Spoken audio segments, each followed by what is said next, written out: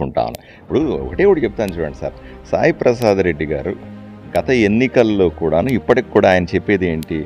Bharatiya Janata party అభ్యర్థి నిలబడ్డాడు కాబట్టి ముస్లిమ్స్ ఎవరు ఆయనకు ఓటేయరు. అదే ఆయన ఆయన ఆయన కాన్ఫిడెన్స్ అది. ముస్లిమ్స్ ఓటేయరు కాబట్టి వాళ్ళంతా నాకు వేసేస్తే నేను గెలిచిపోతాను, మళ్ళీ ఎమ్మెల్యే అవుతాను. అయ్యా ఒకటి ఆలోచన చేయండి. ముస్లిమ్స్ అందరూ ఈ ఎమ్మెల్యే గారి కుట్రల్ని కుతంత్రాలని కూడా ఒకసారి ఆలోచన చేయండి.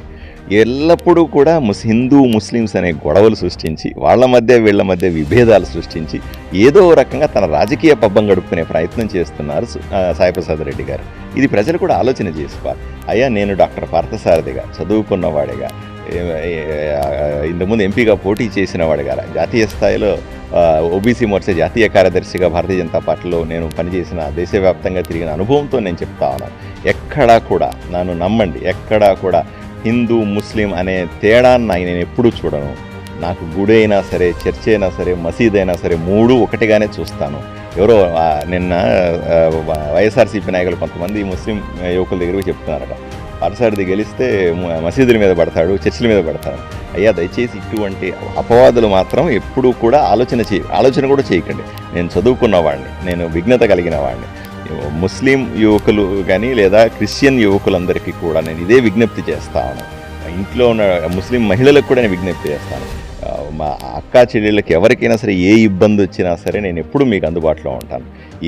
ఏ వ్యక్తి కూడా నేను ముస్లిము, నేను హిందువు, నేను క్రిస్టియన్ అని ఆ భావన రానియకుండా సోదరభావంతో మెలగాలని మత సామరస్యానికి అత్యధిక ప్రాధాన్యత ఇస్తూ ఎక్కడా కూడా మతం పేరు లేకుండా ప్రజల సంక్షేమం మాత్రమే దృష్టిలో పెట్టుకుని పనిచేస్తానని మాత్రం హామీ ఇస్తాను. కొంతమంది రెచ్చగొట్టచ్చు కూడా, కావాలనే వైఎస్ఆర్సీపీ సోషల్ మీడియా వాళ్ళు కానీ వైఎస్ఆర్సీపీకి సంబంధించి ఎమ్మెల్యేకి సంబంధించిన అనుచరులు కొంతమంది రెచ్చగొట్టే ప్రయత్నం చేస్తున్నారు. నాకు కూడా కొన్ని ఫోన్లు చేస్తాను, నిన్ను అది చేస్తాం ఇది చేస్తాం, ఏంది అట్లా మాట్లాడుతున్నావు అని నన్ను బెదిరిస్తా ఉన్నారు ఫోన్లో.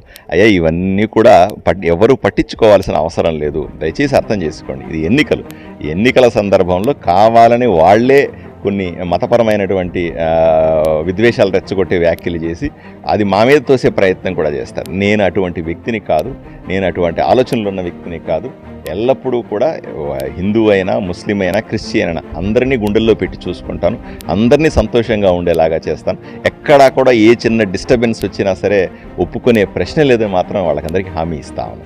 ఎస్ సార్, మీ వెంట నడిచే కార్యకర్తలకైతేనేమి, ఇక్కడ ఉండే సీనియర్ మోస్ట్ రాజకీయ నాయకులు, టీడీపీ జనసేన నాయకులకైతేనేమి మీరు ఎటువంటి హామీ ఇవ్వబోతున్నారు సార్?